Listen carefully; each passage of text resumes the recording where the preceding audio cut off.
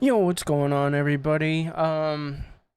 Today we're watching this video, where GameSpot is trying to say that, survival horror is the best it's ever been, but I'd like to disagree because I think the PlayStation 1 and PlayStation 2 era had pure bangers, while, new games come with a million bugs in them, usually.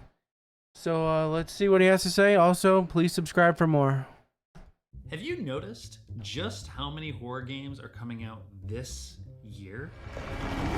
Dead Space, Resident Evil 4, Alan Wake 2, Alone in the Dark, Silent Hill 2, Amnesia: The Bunker. And I'm not just talking any kind of horror, but specifically survival horror. Okay, he's got a And this isn't point. just like I'm gonna some let him cook. mainstream trend that's happening too. It is happening also in the indie scene. I mean, Now, that's been happening for the last like 3 or 4 years. sure, survival horror isn't some new thing by any means, but The indie scene has always been blowing up with the indie horror games. Phasmophobia, Demonologist, Ghost Exorcism thing, Madhouse. There's a bunch of other ones that I can't think of off the top of my head right now, but there's a bunch of horror games that are either party oriented or just survival horror argue that what we're seeing that are good, right now that are is indie. an era of survival horror that has been dormant for 20 years. It is 2023, and we What do you mean? It's been popping off for years. You just haven't been paying attention. are in the midst of a full-fledged survival horror renaissance. There's just a lot of it coming out today.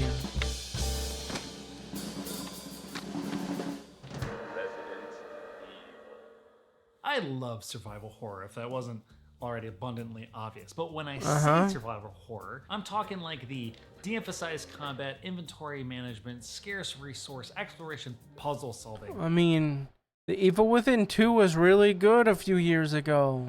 kind of survival horror. Basically, the OG Resident Evil style from the 90s. I liked that and I have to game. emphasize the 90s because survival horror lost its identity sometime in the early 2000s. In fact, not too long after You Code sound- Veronica came out. Ridiculous.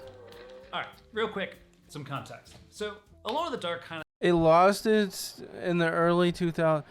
Bro, Resident Evil 4 came out in the early 2000s. What are we even started this talking whole about thing right in now? 1992, but it walked so Resident Evil could essentially run, which set the standard for the genre in 1996. But eventually, the genre became oversaturated, and well, there wasn't really a whole lot of innovation happening. The fixed camera angles, the slow gameplay, the inventory management, it didn't really age that well in the PS2 era, did it, Lily? No, it did not.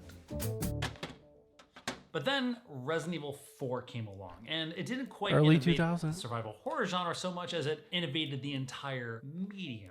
After this, survival horror basically evolved into action horror. Gone were the days of resource management, exploration, scaled back combat, and puzzle solving. Resident Evil 4 had all those things, Gears of War isn't a horror game. for the record, that just wasn't what stuck following the game's success. But then the horror genre evolved again, Also, there was Dead Island.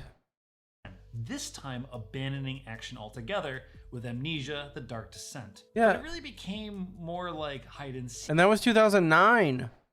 horror as you were powerless from the creatures chasing you. And then the genre It's still evolved survival again horror. with PT in 2014, where a subgenre formed such as the psychological haunted house genre thing.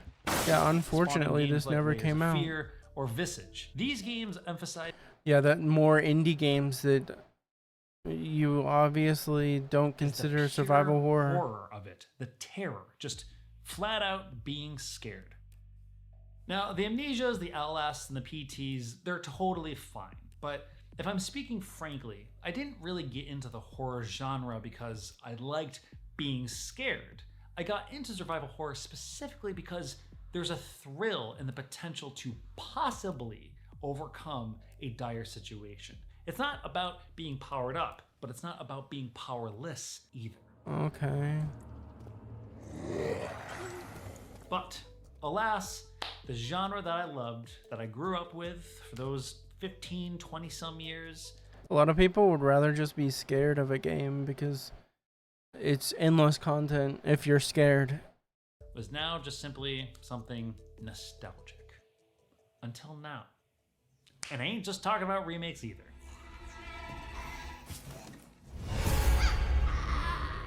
Resident Evil 7 was and Resident Evil 2 alright. remake tiptoed survival horror back into the mainstream and proved that the slower paced, inventory, and explorative elements can still thrive in modern game design. But there is a whole other story that's happening in the indie scene. As we see the trend Resident Evil 8 was pretty good. of remakes rise, it's the indies where survival horror is, in a way, having its biggest comeback by way of capturing the style of games from the 90s. I wouldn't be playing this game in handheld The mode, I fixed can tell camera you that. angles, the low poly graphics, The bad the graphics inventory are already... management, the whole shebang. Some even simulate CRT TV filters. And here's probably the thing that I I mean, that's pretty cool. think is the coolest. We are essentially getting two revivals at the exact same time for the exact same genre. On one hand, it's the mainstream revival, which is doing it with remakes. But the remakes are recapturing... I'm so tired of remakes. I mean, this was a good remake, but like, can we make something new? in the past by reimagining them for a modern audience. Movies and video Doing games. so, evolving the Stop genre. being safe. I actually made an entire video about that you should consider watching. But then on the other hand, we have the whole indie thing that's happening, which is using the past to inspire new ideas and stories while still retaining the aesthetic of the past, like fixed camera angles and low poly and all that jazz. But something else that's happening that's super interesting there is that we're getting to see aesthetics and genres that weren't even done at the height of the mid-90s, like grindhouse VHS style horror, like Blood Wash and Rewind or Die. Like, I tend to think that the indie scene often reflects what's missing from the AAA space. So like, consider 2D pixel. It's kind of like because indie developers are gamers first, and they have a passion, and they're not pandering to a dying AAA market. Our 2D platformers. That's my take on it. The indie scene swept in with those after they were long gone from the AAA space. But what's so fascinating of what's happening right now with survival horror is that it's happening at the exact same time with the mainstream market. It's almost like they're in tandem. In fact, the genre is having such a kickback that games like Amnesia: The Dark Descent, a game that completely removed combat and changed horror in 2010, added a gun in Amnesia: The Bunker. Think about that. I mean, they had to do Then there's something the to case change of up the Alan Wake, gameplay. a game that's returning 13 years later as a full-fledged survival horror game. I might play this. A game with limited inventory. It kind of looks bad for a resource game management, that's coming out puzzle in solving, 2023, all that though. jazz. Which, by the way, is a full-fledged detective game, which is right up this dude's alley. Whew, what a time to be alive. Two favorite genres, and a game that I love by a developer I love. Blessed f***ing be. When by comparison, the original was an action-adventure that was set in a horror-like story. I squeezed the flashlight like my life depended on it. With it, I could save myself. I never played the first save Alan Wake Alice. game. It's kind of weird for me to say this, but I feel like for most of my adult life, survival horror has kind of been like a niche genre. But more and more during What do you mean it's a niche genre? It's a pretty big genre. this past year, I've had more people asking me, where do I begin if I want to get into it? And that is a telltale sign it is back in fashion. And probably the most exciting thing about answering that question Dude, I wish cool ass vampire movies would come. I know this has nothing to do with this, but like, where's the like early 2000s cool ass vampire movies that they went balls to the walls with Underworld, Blade 2. Like, where's that? Can we bring some of that back? That would be nice. All right, I'm done ranting.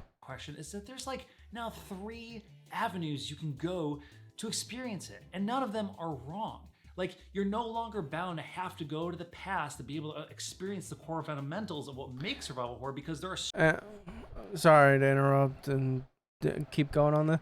And I don't mean a remake. Just make something crazy new that like just winks back at those times.